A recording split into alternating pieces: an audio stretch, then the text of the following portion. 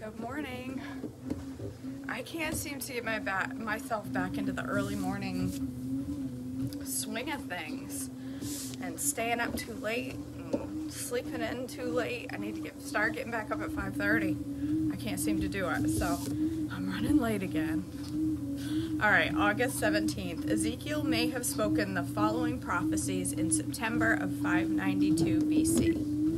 A sign of the coming judgment, Ezekiel 5:1-17. Son of man, take a sharp sword and use it as a razor to shave your head and your beard. Use a scale to weigh the hair into 3 equal parts. Place a third of it at the center of your map of Jerusalem. After acting out the siege, burn it there. Scatter another third across the map and chop it with a sword. Scatter the last third to the wind, for I will scatter my people with the sword. Keep just a bit of the hair and tie it up in your robe. Then take some of these hairs out and throw them into the fire, burning them up. A fire will then spread from this remnant and destroy all of Israel. This is what the sovereign Lord says. This is an illustration of what will happen to Jerusalem. I placed her at the center of the nations, but she rebelled against my regulations and decrees, and has been even more wicked than the surrounding nations. She has refused to obey the regulations and decrees I gave her to follow. Therefore, this is what the sovereign Lord says. You people have behaved worse than your neighbors and have refused to obey my decrees and regulations. You have not even lived up to the standards of the nations around you. Therefore, I myself, the sovereign Lord, am now your enemy. I will punish you publicly while all the nations watch. Because of your detestable idols, I will punish you like I have never punished anyone before or ever will again. Parents will eat their own children, and children will eat their parents. I will punish you and scatter to the winds the few who survive. As surely as I live, says the sovereign Lord, I will cut you off completely. I will show you no pity at all because you have defiled my temple with your vile images and detestable sins. A third of your people will die in the city from disease and famine. A third of them will be slaughtered by the enemy outside of the city walls. And I will scatter a third to the winds, chasing them with my sword. Then at last my anger will be spent, and I will be satisfied. And when my fury against them has subsided, all of Israel will know that I, the Lord, have spoken to them in my jealous anger. So I will turn you into a ruin, a mockery in the eyes of the surrounding nations to all who pass by. You will become an object of mockery and taunting and horror. You will be a warning to all the nations around you. They will see what happens when the Lord punishes a nation in anger and rebukes it, says the Lord. I will shower you with the deadly arrows of famine to destroy you. The famine will become more and more severe until every crumb of food is gone. And along with the famine, wild animals will attack you and rob you of your children. Disease and war will stalk your land, and I will bring the sword of the enemy against you. I, the Lord, have spoken.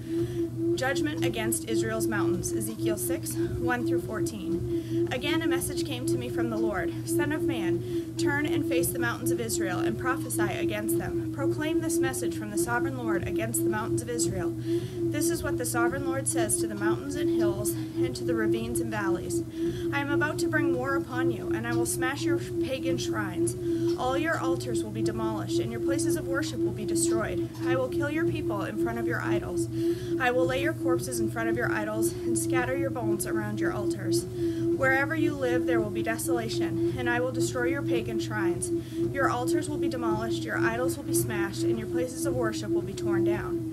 And all the religious objects you have made will be destroyed.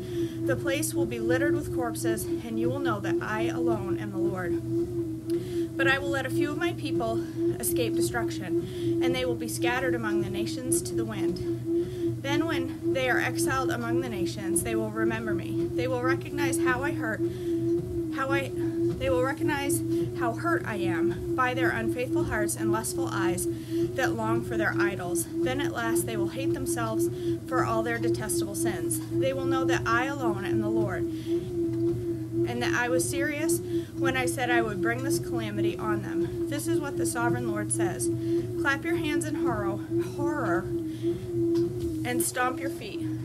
cry out because of all the detestable sins of the people of Israel have committed. Now they are going to die from war and famine and disease. Disease will strike down on those who are far away in exile. War will destroy those who are nearby, and anyone who survives will be killed by famine. So at last I will spend my fury on them. They will know that I am the Lord when their dead lie scattered among their idols and altars on every hill and mountain and under every green tree and every great shade tree, the places where they offered sacrifices to their idols. I will crush them and make their cities desolate, from the wilderness in the south to Riblah in the north. Then they will know that I am the Lord. The coming end, Ezekiel 7, 1 through 13. Then this message came to me from the Lord. Son of man, this is what the sovereign Lord says to Israel. The end is here. Wherever you look, east, west, north, or south, your land is finished. No hope remains, for I will unleash you. I will unleash my anger against you. I will call you to account for your detestable sins. I will turn my eyes away and show no pity. I will repay you for all your detestable sins. Then you will know that I am the Lord. This is what the sovereign Lord says. Disaster after disaster is coming your way. The end has come. It has finally arrived. Your final doom is waiting. O people of Israel, the day of your destruction is dawning. The time has come. The day of trouble is near. Shouts of anguish will be heard on the mountains, not shouts of joy. Soon I will pour out my fury on you and unleash my anger against you. I will call you to account for all your detestable sins. I will turn my eyes away and show no pity. I will repay you for your detestable sins. Then you will know that it is I, the Lord, who is striking the blow. The judgment is here. Your destruction awaits. The people's wickedness and pride have blossomed to full flower. Their violence has grown into a rod that will beat them for their wickedness. None of them are proud and wicked. None of these proud and wicked people will survive. All their wealth and prestige will be swept away. Yes, the time has come. The day is here. Buyers should not rejoice over bargains, nor sellers grieve over losses, for all of them will fall under my terrible anger. Even if the merchants survive, they will never return to their business. For what God has said applies to everyone. It will not be changed. Not one person whose life is twisted by sin will ever recover. The desolation of Israel, Ezekiel 7, 14 through 27. The trumpet calls Israel's army to mobilize, but no one listens, for my fury is against them all. There is war outside the city, and disease and famine within. Those outside the city walls will be killed by enemy swords. Those inside the city will die of famine and disease. The survivors who escape to the mountains will moan like doves, weeping for their sins. Their hands will hang limp. Their knees will be weak as water. They will dress themselves in burlap. Horror and shame will cover them. They will shave their heads in sorrow and remorse. They will throw their money in the streets, tossing it out like worthless trash. Their silver and gold won't save them on the day of the Lord's anger. It will neither satisfy nor feed them, for their greed can only trip them up. They were proud of their beautiful jewelry, and they used it to make detestable idols and vile images. Therefore I will make all their wealth disgusting to them. I will give it as plunder to the foreigners, to the most wicked of nations, and they will defile it. I will turn my eyes from them as these robbers invade and defile my treasured land. Prepare chains for my people, for the land is bloodied by terrible crimes. Jerusalem is filled with violence. I will bring the most ruthless of nations to occupy their homes. I will break down their proud fortresses and defile their sanctuaries. Terror and trembling will overcome my people. They will look for peace but not find it. Calamity will follow calamity. Rumor will follow rumor. They will look in vain for a vision from the prophets. They will receive no teaching from the priests and no counsel from the leaders. The king and the princes will stand helpless, weeping in despair, and the people's hands will tremble with fear. I will bring on them the evil they have done to others, and they will receive the punishment they so richly deserve. Then they will know that I am the Lord. Idolatry in the temple, Ezekiel 8, 1 through 18. Then on September 17th, during the 6th year of King Jehoiachin's captivity, while the leaders of Judah were in my home, the sovereign Lord took hold of me. I saw a figure that appeared to be a man. From what appeared to be his waist down, he looked like a burning flame. From the waist up, he looked like a gleaming amber. He reached out what seemed to be a hand, and then took me by the hair. Then the Spirit lifted me up into the sky and transported me to Jerusalem, in a vision from God. I was taken to the north gate of the inner courtyard of the temple, where there is a large idol that has made the Lord very jealous.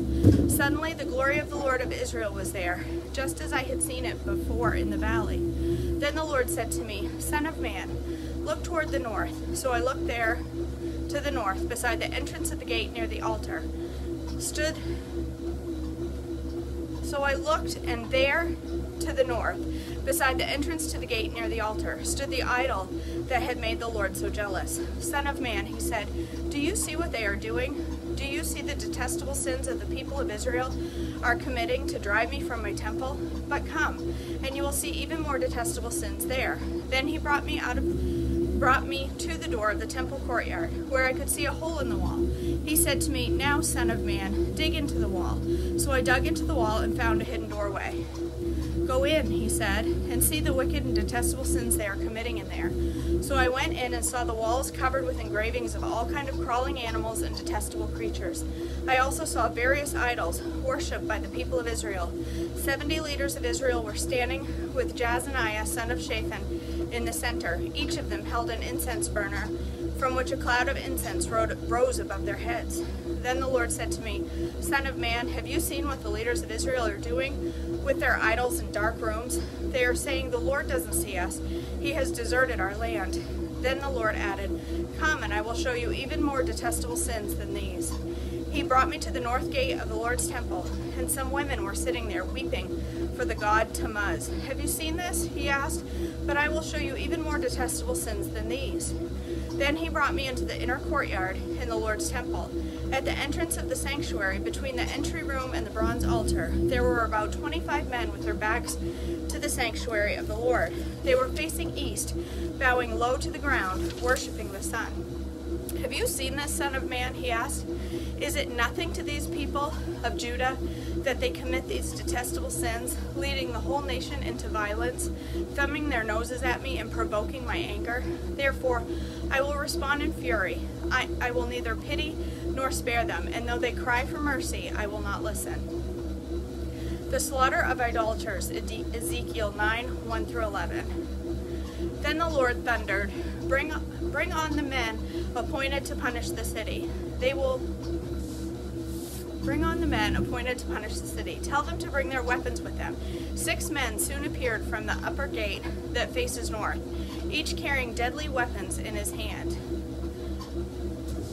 With them was a man dressed in linen who carried a writer's case at his side. They all went into the temple courtyard and stood before the bronze altar. Then the glory of the God of Israel, rose up from between the cherubim where it had rested, and moved to the entrance of the temple. And the Lord called to the man dressed in linen who was carrying the writer's case. He said to them, Walk through the streets of Jerusalem and put a marker on the foreheads of all who weep and sigh because of the detestable sins being committed in their city. Then I heard the Lord say to the other men, Follow him through the city and kill everyone whose forehead is not marked. Show no mercy, have no pity, kill them all, old and young, girls and women and little children. But do not touch anyone with the mark. Begin right here at the temple. So they began by killing 70 leaders. Defile the temple, the Lord commanded. Fill its courtyards with corpses. Go. So they went and began killing throughout the city. While they were killing, I was all alone. I fell face down on the ground and cried out, O sovereign Lord, will your fury against Jerusalem wipe out everyone left in Israel? Then he said to me, The sins of the people of Israel and Judah are very, very great. The entire land is full of murder. The city is filled with injustice. So they are saying, The Lord doesn't see it. The Lord has abandoned the land. So I will not spare them or have pity on them. I will fully repay them for all they have done. Then the man in the linen clothing who carried the writer's case reported back and said, I have done as you commanded. All right. Whew. It's hot down here today. Muggy. All right. Thanks for joining me this morning for our daily devotion. All right. I'm going to go upstairs. Man, get myself together. I'm going to go upstairs. I'm going to make hash browns this morning. Sounds good, right? So hopefully you're joining me upstairs for breakfast. If not, I'll see you back tomorrow for more chronological devotions. All right, have a wonderful day. Bye.